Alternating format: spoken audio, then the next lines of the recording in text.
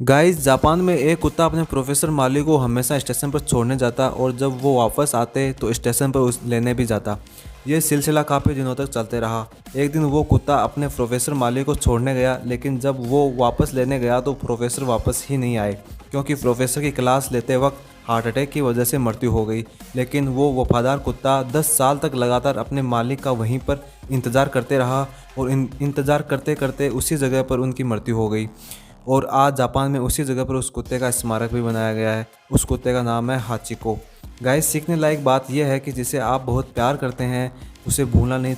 और गाइस, वफादारी क्या होती है आप इन बेजुबान जानवरों से सीख सकते हैं। अगर ये आपको वीडियो अच्छी लगी है तो इसे लाइक एंड शेयर ज़रूर करिए।